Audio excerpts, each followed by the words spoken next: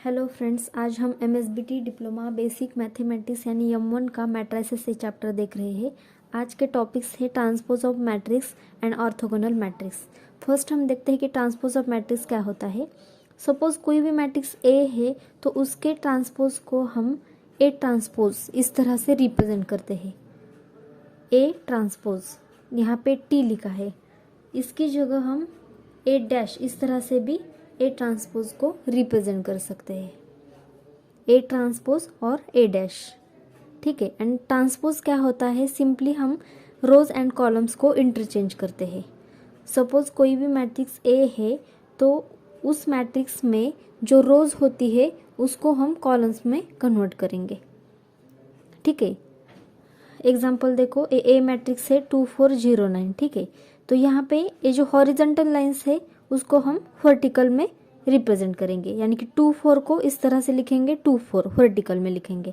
बाद में जो सेकंड रो है 0 9, इसको हम 0 9 सेकंड कॉलम में पुट करेंगे, यानी कि जो हॉरिजॉन्टल रिप्रेजेंटेशन है उसको हम वर्टिकल में रिप्रेजेंट करेंगे। सपोज मैट्रिक्स है बी 0 9 1 7 5 2 3 1 5। सपोज ये मैट्रिक्स बी है तो इसके ट्रांसपोज को हम बी ट्रांसपोज इस तरह से रिप्रेजेंट करेंगे। और ए क्या आता है, जो हॉरिजॉन्टल लाइन है उसको वर्टिकल लाइंस में हमें कन्वर्ट करना है। 0 9 1 0 9 1 इसको इस तरह से लिखेंगे। 7 5 2 7 5 2 3 1 5 3 1 5। तो ये क्या हो गया, बी ट्रांसपोज हो गया, जिसको हम बी डैश इस तरह से भी रिप्रेजेंट कर सकते हैं। यानी कि यहाँ पे ये जो हॉरिजॉन्टल लाइंस है उसको हमें वर्टिकल लाइंस में रिप्रेजेंट करना होता है, जिसको हम ट्रांसपोज ऑफ मैट्रिक्स बोलते हैं। ए का ट्रांसपोज, ए ट्रांसपोज। अब नेक्स्ट टॉपिक है ऑर्थोगोनल मैट्रिक्स। ऑर्थोगोनल मैट्रिक्स क्या होता है, जब ए कंडीशन सेटिस्फाई होती है तब हम उस मैट्रिक्स को ऑर्थोगोनल मैट्रिक्स बोलते हैं। ठीक है। अगर सपोज कोई भी मैट्रिक्स ए हमें दिया गया है और अगर वो A condition A into A transpose is equal to I, अगर वो ए कंडीशन सेटिस्फाई करता है तो उसको हम ऑर्थोगोनल मैट्रिक्स बोलेंगे। यहाँ पे आई क्या होता है, यूनिट मैट्रिक्स होता है। यूनिट मैट्रिक्स मीन्स जो कि स्क्वायर मैट्रिक्स होता है एंड जिसमें डायगोनल एलिमेंट्स 1 1 होते हैं, बाकी के सारे एलिमेंट 0 होते हैं। 1 0 0 0 1 0 0 0 1 इस टाइप के जो मैट्रिक्स होते हैं जिसमें डायगोनल एलिमेंट्स की वैल्यू 1 होती है एंड जो बाकी के एलिमेंट्स है उसकी वैल्यू 0 होती है, उस टाइप के मैट्रिक्स को हम यूनिट मैट्रिक्स बोलते हैं। ए मैट्रिक्स ऑर्थोगोनल मैट्रिक्स कब होता है,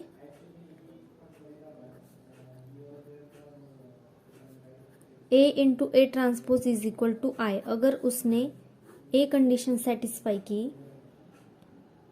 ए एंड ए ट्रांसपोज का अगर हमने मल्टीप्लिकेशन किया तो उसका मल्टीप्लिकेशन अगर यूनिट मैट्रिक्स आता है इस तरह से, तब हम ए को ऑर्थोगोनल मैट्रिक्स बोलेंगे। ठीक है। अब हम इसके एग्जांपल्स लेते हैं। Show that the matrix A is orthogonal matrix. हमें ये मैट्रिक्स दिया है A is equal to cos alpha sine alpha minus sine alpha cos alpha. ठीक है। गिवन मैट्रिक्स को हमने एज इट इज पुट किया है।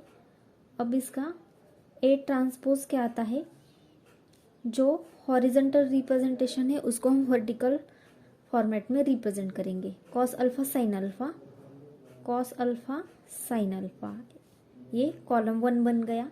Minus sine alpha cos alpha, minus sine alpha cos alpha, ये कॉलम 2 बन गया।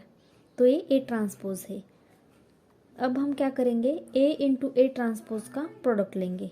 ए into A transpose is equal to, A की वैल्यू क्या है, ए यानी कि ये वाला matrix cos alpha sine alpha minus sine alpha cos alpha. अब ए ट्रांसपोज यानी कि ये वाला सेकंड वाला matrix into cos alpha minus sine alpha cos alpha is equal to, अब हमें क्या करना है, ये जो दोनों मैट्रिक्स है उनका प्रोडक्ट लेना है। प्रोडक्ट हम किस तरह से करते हैं, फर्स्ट रो से फर्स्ट हम मल्टीप्लाई करेंगे कॉलम 1 एंड कॉलम 2 को, ठीक है। पहले सिर्फ ये फर्स्ट रो कंसिडर करो, इससे हम कॉलम 1 कॉलम 2 को मल्टीप्लाई करेंगे। First row into first column, cos alpha cos square alpha plus sine alpha sine square alpha, ये हो गया R1 इंटू C1। अब हम R1 इंटू C2 करेंगे। Cos alpha minus sine alpha is minus sine alpha cos alpha and sign alpha into cos alpha is plus sine alpha cos alpha, ठीक है। R1 से C2 को हमने multiply किया तो ये आ गया। करस्पॉन्डिंग एलिमेंट्स को हम मल्टीप्लाई करेंगे। अब हम, ये तो रो 1 बन गई, अब हम रो 2 से C1 एंड C2 को मल्टीप्लाई करेंगे। यहाँ पे R2 इंटू C1 करेंगे, minus sine alpha into cos alpha is minus sine alpha cos alpha, ठीक है। And cos alpha into sine alpha is plus sine alpha cos alpha. अब यहाँ पे R2 इंटू C2 करेंगे, minus sine alpha into minus sine alpha is sine square alpha, cos alpha into cos alpha is cos square alpha is equal to cos square alpha plus sine square alpha, इसकी value 1 आती है। Minus sine alpha cos alpha plus sine alpha cos alpha, ये तो cancel हो जाता है तो इसकी वैल्यू 0 आ गई।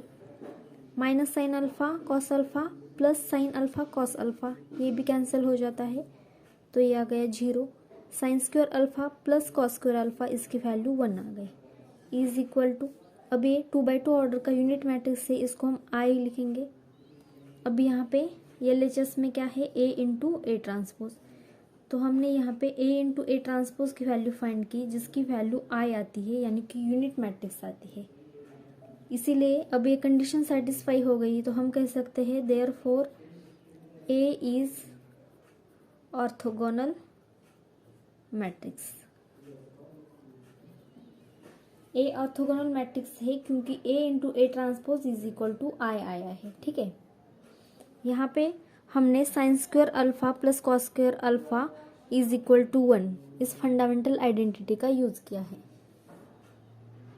तो इस तरह से अगर वो मैट्रिक्स ऑर्थोगोनल है ये शो करने के लिए हमें फर्स्ट उसका ट्रांसपोज लेना होता है। ट्रांसपोज क्या होता है, हॉरिजॉन्टल को वर्टिकल फॉर्मेट में रिप्रेजेंट करना होता है। बाद में हमें A इंटू ए ट्रांसपोज का प्रोडक्ट लेना होता है। 2 मैट्रिसेस का प्रोडक्ट के वीडियोस हमने डिटेल में लिए हैं। अब ये मल्टीप्लिकेशन करने के बाद अगर यूनिट मैट्रिक्स आता है, अगर A into A transpose is equal to I, एक कंडीशन अगर सेटिस्फाई होती है तो हम A को ऑर्थोगोनल मैट्रिक्स बोलेंगे। Now next example, show that A is orthogonal matrix. यहाँ पे हमें A मैट्रिक्स दिया है, वो ऑर्थोगोनल है, ये हमें शो करना है। A इज 1/√2 0 इंटू माइनस 1/√2 0 1 0 1/√2 0 1/√2, ये A मैट्रिक्स है। अब इसका हम A ट्रांसपोज निकालेंगे। A ट्रांसपोज क्या है, हॉरिजॉन्टल रिप्रेजेंटेशन को वर्टिकल में पुट करो। 1/√2 0 minus 1/√2 1/√2 0 minus 1/√2। Second column second row 0 1 0 है तो इसको हम 0 1 0 लिखेंगे। थर्ड रो 1/√2 0 1/√2, ये A ट्रांसपोज हमने फाइंड किया। अब हम क्या करेंगे, A इंटू ए ट्रांसपोज का प्रोडक्ट लेंगे। A की वैल्यू क्या है, 1/√2 0 माइनस 1/√2 है। सेकंड रो 0 1 0, थर्ड रो 1/√2 0 1/√2 है। अब ए ट्रांसपोज की वैल्यू ये 1/√2 0 1/√2 0 1 0 माइनस 1/√2 0 1/√2। अब हम क्या करेंगे, ये जो 3/3 ऑर्डर के मैट्रिसेस है उसका हम प्रोडक्ट लेंगे। प्रोडक्ट किस तरह से करते हैं, फर्स्ट हम रो 1 से कॉलम 1 कॉलम 2 कॉलम 3 को मल्टीप्लाई करेंगे। बाद में हम रो 2 से कॉलम 1 कॉलम 2 कॉलम 3 को मल्टीप्लाई करेंगे। लास्ट में हम रो 3 से कॉलम 1 कॉलम 2 एंड कॉलम 3 को मल्टीप्लाई करेंगे। ठीक है, करस्पॉन्डिंग एलिमेंट के साथ मल्टीप्लाई करते हैं। अब यहाँ पे फर्स्ट रो देखो, A into A transpose is equal to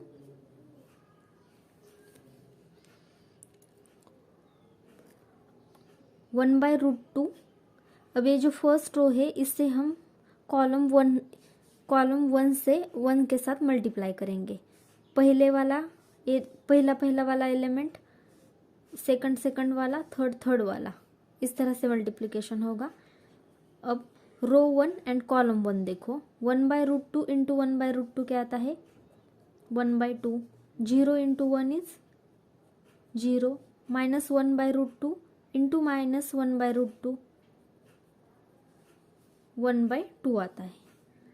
अब रो 1 से कॉलम 2 को मल्टीप्लाई करेंगे, 1/√2 इंटू 0 0, 0 इंटू 1 0, माइनस 1/√2 इंटू 0 0। अब रो 1 से कॉलम 3 के साथ मल्टीप्लाई करेंगे, 1/√2 into 1/√2 1/2, 0 into 0 0, minus 1/√2 into 1/√2 minus 1/2।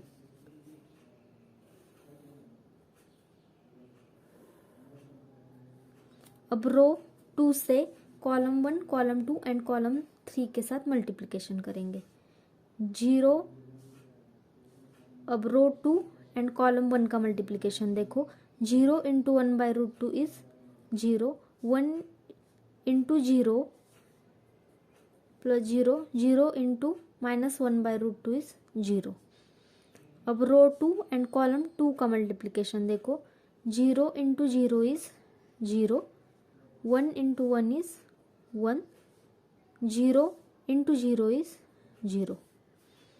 अब रो 2 एंड कॉलम 3 का मल्टीप्लिकेशन देखो, 0 into 1/√2 is 0, 1 into 0 is 0, 0 into 1/√2 is 0।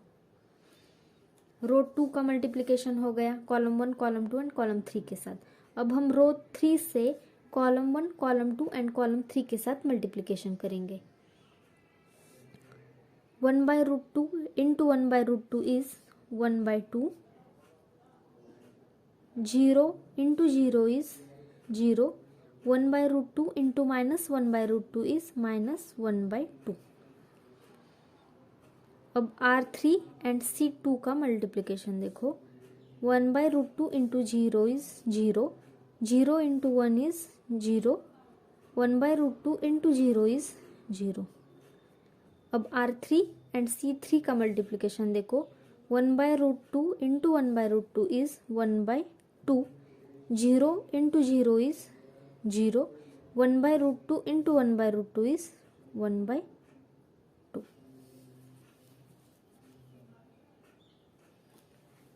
अब हम इसको सॉल्व करते हैं। A into A transpose is equal to, यहाँ पे देखो 1/2 प्लस 1/2 1 आ जाता है, 0 plus 0 plus 0 0, A 1/2 and minus 1/2 cancel होता है तो 0 आता है। यहाँ पे 0 प्लस 0 0, यहाँ पे 0 प्लस 1 प्लस 0 यानी कि 1, ये 0 आ गया, प्लस 1/2 माइनस 1/2 0 आ गया, 0 प्लस 0 प्लस 0 0, 1/2 प्लस 1/2 कितना आता है 1 आता है। तो ये क्या आ गया इज इक्वल टू आई आ गया, यानी कि यहाँ पे A into A transpose is equal to I आ गया। अब ए कंडीशन सेटिस्फाई हो गई तो हम क्या कह सकते हैं, therefore A is orthogonal matrix. हमने यहाँ पे क्या किया है, हमें ए मैट्रिक्स दिया था, फर्स्ट हमने ए का ट्रांसपोज लिया, ये जो हॉरिजेंटल लाइंस थी उसको हमने वर्टिकल लाइंस में पुट किया, बाद में हमने ए इंटू ए ट्रांसपोज का प्रोडक्ट लिया है। फर्स्ट हमने R1 इंटू C1 यहाँ पे किया, देन R1 इंटू C2 यहाँ पे, R1 इंटू C3 यहाँ पे किया, बाद में हमने R2 into C1, R2 into C2, R2 into C3 यहाँ पे किया, बाद में हमने R1 into C1, R1 into C2, R1 into C3 यहाँ पे किया है। अभी एडिशन करने के बाद हमें यूनिट मैट्रिक्स मिलता है, यानी कि A इंटू ए ट्रांसपोज का प्रोडक्ट यूनिट मैट्रिक्स आया है। यूनिट मैट्रिक्स यानी कि यहाँ पे डायगोनल एलिमेंट्स 1 है, बाकी के सारे एलिमेंट 0 है। अगर A इंटू ए ट्रांसपोज का प्रोडक्ट अगर यूनिट मैट्रिक्स आता है तो हम क्या कहते हैं, A इज ऑर्थोगोनल मैट्रिक्स कहेंगे। यहाँ पे इम्पोर्टेंट पार्ट इतना है कि ए ट्रांसपोज को हम ए डैश और ए ट्रांसपोज इस तरह से रिप्रेजेंट करते हैं, एंड ए ट्रांसपोज क्या होता है, सिंपली हम रोज एंड कॉलम्स को इंटरचेंज करते हैं, जो हॉरिजेंटल लाइंस थी उसको हम वर्टिकल लाइंस में रिप्रेजेंट करते हैं, and A into A transpose is equal to I. अगर ये कंडीशन सेटिस्फाई होती है तब ए क्या होता है, ऑर्थोगोनल मैट्रिक्स होता है। ठीक है, तो ये यहाँ पे इम्पोर्टेंट टॉपिक है। अगर ये वीडियो आपको थोड़ा सा भी इन्फॉर्मेटिव लगा हो तो please like and share the video and subscribe the channel. Thank you so much for watching this video.